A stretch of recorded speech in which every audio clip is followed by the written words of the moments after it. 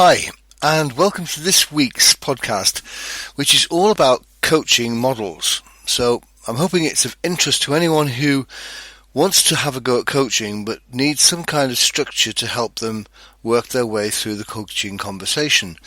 So this week I'm going to look at 10 different models or structures for coaching. And the 10 are Banda, Scope, Grow, Opera, AUCCC, Maslow's Hierarchy of Needs, RAC, Logical Levels, Kolb's Learning Cycle, and Motivational Interviewing. So in each of those 10 models, I'll take you through what the models are, each of the components of that model, and say something briefly about the context within which that particular model might work. Okay, so tip number 1, the first coaching model is Banda, and that's spelt B-A-N-D-A. And the letters stand for benchmark, aim, need, difficulty, and action. So in this model, you firstly start by identifying where the other person, the individual being coached, is, and that's the benchmark. So where are they now? Aim means where do they want to be? Follow that between A and B, you will get the gap that individual is working on. The difference between the benchmark, where they are now, and the aim of where they want to be. So that establishes the gap. Need is really a simple, what do they need to close that gap? Those first 3 letters, B-A-N, are relatively easy and straightforward to establish. Where are they now? Where do they want to be? And what do they need to close the gap? The 4th letter is the one that's really important, difficulty. And that can be summarized in 3 words. What's stopping you? You know what the gap is. You know what you need to do to close that gap. What's stopping you? Why isn't it happening? And that's because most people struggle with the difficulty. There's usually some kind of block or barrier to the person progressing. So focus on the D stage, the difficulty. What's the barrier? What's the block? And work hard to see if you can identify, then remove that block. Once you've identified what the block or blocks are and what might be needed to get past those blocks, then A stands for action. What do you need to do to tackle that block? So the action is focused on removing the block, not on achieving the goal. So that's Banda. Benchmark, aim, need, difficulty, and action. The second model is Scope, S-C-O-P-E, and the letters stand for symptom, cause, options, preference, and execute. So symptom, what's the evidence that a problem or an issue exists? Can you produce the evidence of what's wrong? C is for cause. So what's bringing that problem about? What's the reason? Why is it happening? So look for the cause. Once you've identified the symptom and the cause, which is what's happening at now and why, look for the options. How do you want to move it forward? For each option, identify the pros and cons of taking that option. And once you've analysed the options, the P stands for preference. Which of those options do you prefer? And once you've decided which of those options you prefer, then execute. Put that preference into action. So, symptom, cause, option, preference, and execute. That's Scope, which is model number 2. Model number 3 is Grow. This is quite a familiar model for most people who work with coaching, and it's a straightforward model that stands for goal, reality, options, and way forward. My own version of way forward is where to from here. It doesn't really matter. Goal, reality, options, and way forward. So a goal, that's what you want to achieve. What's your purpose or objective? R for reality, which is what's currently happening. So where are we at the moment? Reality. O is for options. What are the options for moving from reality to goal? And way forward is what's the specific steps to take, which in many other ways is an action plan. So goal, reality, options, and way forward. That's the GROW model, which is model number 3. Model number 4 is OPERA. OPERA. And those letters stand for observe, provide feedback, experiment, review, and action. In this particular approach, the aim of the coach is to get the individual doing something which they can then observe as coach, provide feedback, and suggest they have other ways of doing what they currently do. So the first step is O for observe. Observe what the current situation is and what the individual does to handle that situation. Let's suppose, for example, it was managing a difficult conversation. So the first step for the coach would be to observe the individual managing such a conversation. Then the second step, P, is provide feedback. The coach would provide feedback on what he or she had observed. The next step is experiment. And this simply means the coach encouraging the individual to try something new or different from what they currently do. So E for experiment. R for review. How did that experiment go? And in particular, how did the experiment go compared with how the individual had previously handled the situation? So it's a comparison between what's being experimented with and what would normally happen. So that's the review stage. And A for action, once again, consolidate the learning into some way forward. So observe, provide feedback, experiment, review, and action. They're all the stages of OPERA, which is model number 4. Model number 5 is AUCCC, which means AUCCC. And the letters stand for aware, understand, capable, capacity, and commitment. This is a model that's particularly helpful if the individual is facing a problem. And sometimes it's worth working with an individual who has a member of staff who's not working well, is not performing well, or has some behaviour issue. So let's look at each of the 5 steps in turn. The first, A, is for aware. Does the individual actually know that there's a problem? Are they aware that a problem or issue exists? The U stands for understand. If they're aware, do they understand the significance of the issue and their responsibility for that issue? So understand why it's important or significant and understand their contribution to that issue. And it's quite possible that somebody's aware of a problem but doesn't think it's anything to do with them. The third step is the first of the C's, which is capable. If the person now is aware of the problem and understands its significance and their contribution, are they capable of doing anything about it? Do they have the skills to move it forward and make it happen? So the first C is capable. Is the individual capable of making a solution to the problem? The second C is capacity. The individual may have the capability needed, but don't have the capacity. They're overloaded, and for them, dealing with this particular issue is not a priority. So it's a capacity issue. And the final C is commitment.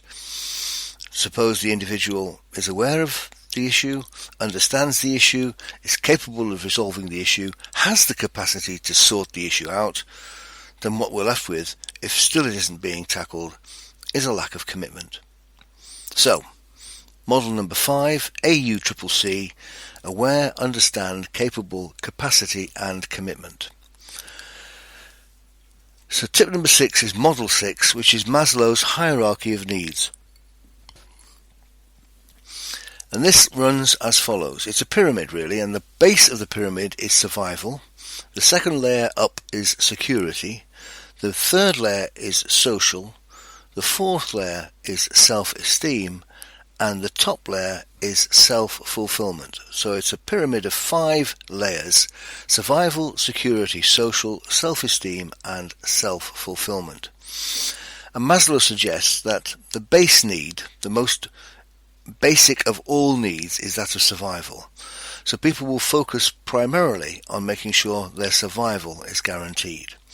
Only once that has been achieved are they prepared to move to the next level, which is security, which is a bit longer term than simple day-to-day or hour-to-hour survival. And only when security has been guaranteed does the individual move forward to looking at their social needs, the way in which they integrate with and belong to a social group. When that need is met, the individual is more likely to be concerned about self-development and self-esteem, making life work well for themselves. And the final layer, the top layer of the pyramid, is self-fulfillment, being prepared and willing and able and interested in fulfilling their own potential. And the essence of Maslow's hierarchy is that you can't deal with any of the layers if the layers below have not been met. So you can't deal with social esteem, social belonging, social relationships if the person feels threatened by security and basic survival. So for a coach, they can work through the hierarchy from the bottom levels to the top, seeing if they can find at which level the individual they're working with is currently operating. So that's model number 6, Maslow's hierarchy of needs. Model number 7 is RAC. It's a timeline model where the coach would focus on different times that are relevant to the individual they're working with, because the RAC letters stand for reason, activity, and consequence. RAC, reason, activity, and consequence. Sometimes what the individual needs to do is to describe what's currently happening and be focused on that. Often they will talk quite extensively about the current situation, the problem, the difficulty that presents itself in the here and now. And for some, it may be important to go back in time to the past to work out what's happened to bring that individual to the current situation. So the coach will need to work on the past to look for reasons for why the current situation has occurred. But for other individuals, it's important to look at the consequence, the future, of what's going to happen in the future if nothing is done to improve the current situation. So the coach should be able and willing to move from past to present to future, back and forwards, as needed, facing that particular individual. So the 7th model is RAC, reason, activity, and consequence, essentially a timeline model where the coach may look at the past, the present, or the future according to the situation and preferences faced by the individual. Tip number 8, model number 8, is logical levels. Again, it's a pyramid, starting at the base level and moving to the top. And the 6 levels in this model are, starting at the base, environment, behavior, skills, values and emotions, identity, and purpose. I'll say them again. Environment, behavior, skills, values and emotions, identity, and purpose. And what's being suggested here is that each of those 6 factors might very much shape how the individual sees the situation and what might be the most appropriate route for solving the problem. So starting at base level, environment. What impact does the environment have on the individual? Is he or she affected by their surroundings or context? Is it a context-driven issue? Or how might the environment be changed in order to help the individual cope better with the situation? For example, if the individual is prone to eating junk food rather than healthy food, then encourage them not to have junk food in the house. That would be an environmental factor and an environment discussion. Behaviour, the next level up, is about the individual's behaviour. Does their behaviour, often what we mean here is their habits, does their behaviour significantly affect their ability to perform or tackle the issue? Is it a behaviour issue with a behaviour solution? The third level is skills. The individual may behave in a particular way because they lack the skills necessary to change that situation. So there's a skills gap. So the third level of this particular model is to do with the skills the individual has or doesn't have and how they might affect the situation. The fourth level up is values. I would prefer probably the word beliefs. What does the individual believe? What does the individual value that might affect both the situation and their ability to resolve it? Do they, for example, need to change or challenge their current beliefs? Do they have a presupposition or a presumption of the way the world is that is blocking them from making progress? So it's worth examining at this level the individual's values, emotions and beliefs. Fifthly, identity. How does the individual see him or herself? It's really an issue of ownership, I think. If the individual is disassociated from the problem, sees the problem as being external to them, lying somewhere out there and not connected to them, then they're going to struggle to take any action directly to solve the problem. But if they identify with the problem as being something that they contribute to, that they have ownership of, then they're much more likely to take some relevant action. And the top level of logical levels model is purpose. Why does the individual feel they exist? To what extent do they feel they are there to make a difference in the world? Because at the highest level of logical levels, it could be that the individual lacks a real sense of purpose, of motivation, of commitment that would fuel or explain how they see the world and their relationship to it. So very often people with very strong commitments have very strong causes that they sign up to emotionally, and they have a sense of contribution in the world that impels them almost to be as they are. So those are the 6 logical levels. Just to recap them again: environment, behaviour, skills, values and emotions, or possibly beliefs, identity and purpose. Tip number 9, model number 9, is Kolb's learning cycle. And this is really based on what kind of learner the individual is. And he's got 4 types of learner: activist, reflector, theorist and pragmatist. And so in a coaching model, the coach will be looking to see how the individual likes to learn, what their preference is. And they may get some idea of this from the conversation or from observing the learner at work. So an activist learner is somebody who likes to learn by doing. They like to be active. A reflector likes to learn by thinking something through, by processing it in their head, in their minds, and coming to some conclusion. The theorist very often likes concepts or models, very much what we're doing today.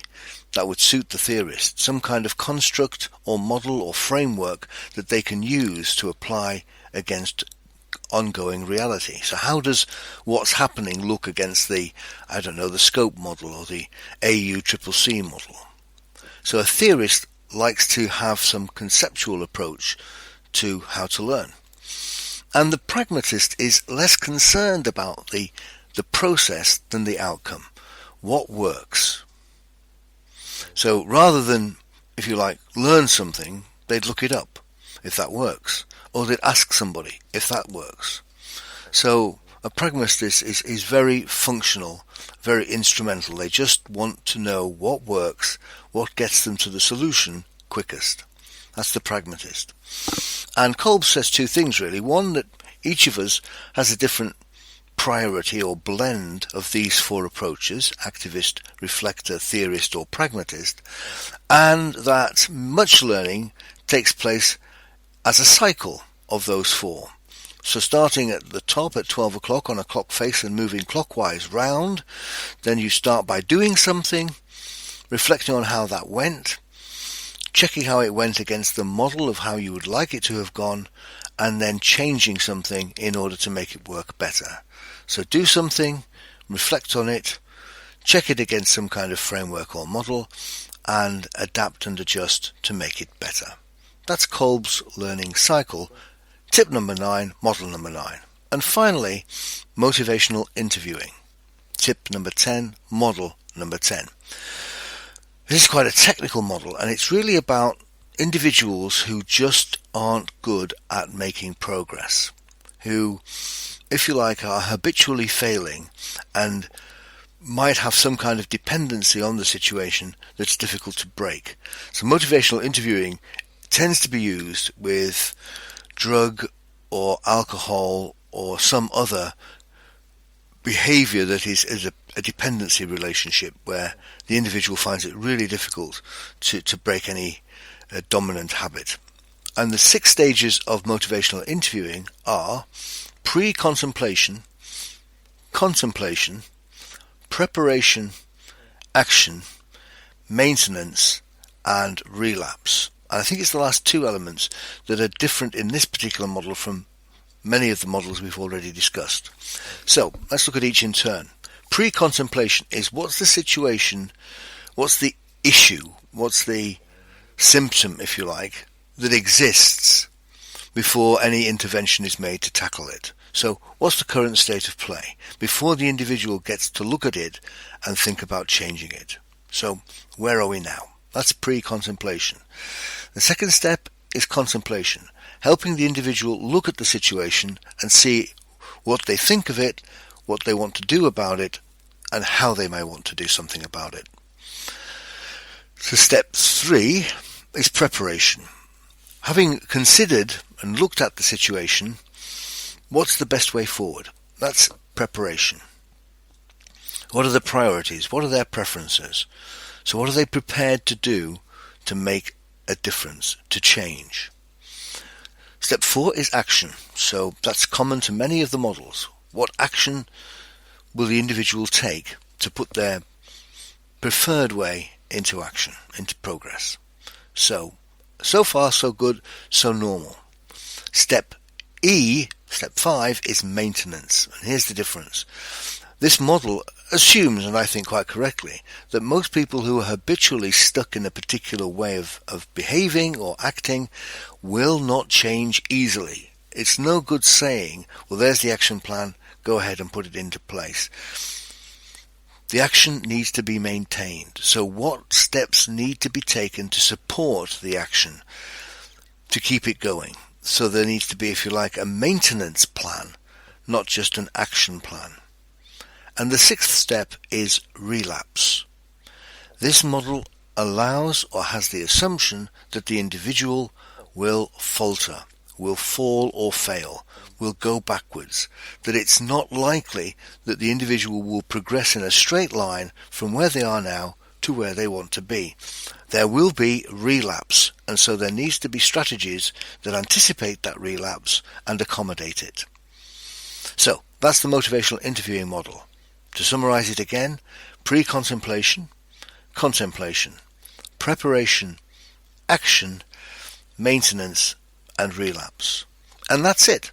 Those are my top 10 tips of coaching models that have grown up over the years to help coaches work through a conversation with their individual.